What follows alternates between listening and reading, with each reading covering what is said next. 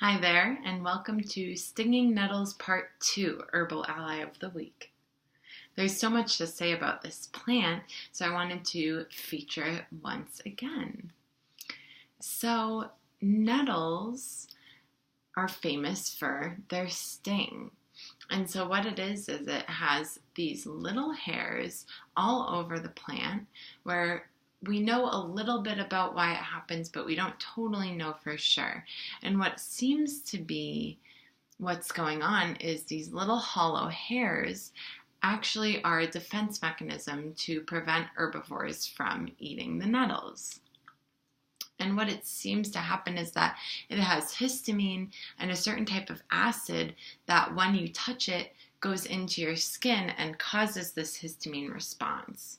Which is funny because when you actually take nettles into your body, it helps you to work with histamine responses, so it actually helps with allergies. One of the plants that often grows right near nettles is actually a helpful ally for curing the sting, and that's yellow dock. And so often the plants that cause some type of reaction have the cure very close to it when they're wild in nature. And so often you'll find yellow dock right next to a patch of nettles.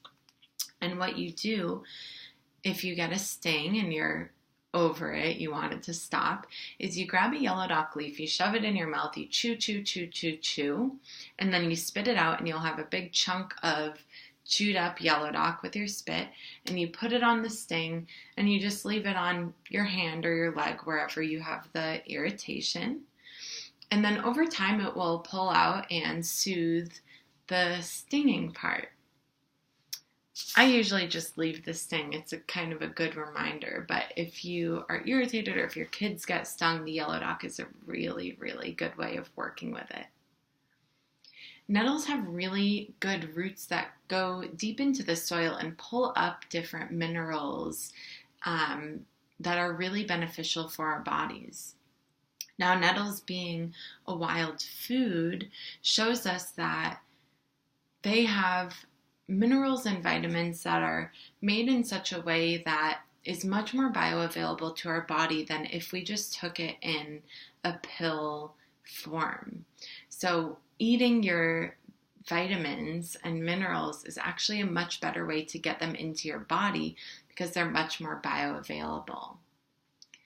Nettles tend to suck up and bring up salty vitamins or salty minerals from the earth.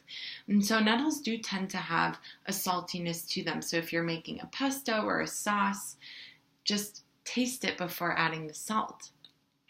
You can make a gomasio or nettle salt. That's really good for people who are supposed to be avoiding processed salt for their hearts. And so what you can do is roast some sesame seeds and then grind up the roasted sesame seeds and dried nettles and make what we'd call like a nettle salt. You can add kelp into there if you want. And then you can top that onto your food without getting the negative side effects that our table salt might give us. A lot of people do also like to work with the live nettles plant to help with arthritis. I've heard of people keeping a live plant in a pot in their house all year, and if they have arthritis in their hands, they'll kind of brush their hands in the plant and get stung by it.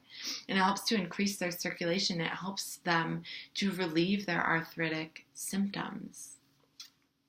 There's just a little bit more about nettles for you. As always, if you have any questions, please reach out. I love talking about this stuff, so I would be happy to go deeper with you. Have a great day. Thank you so much.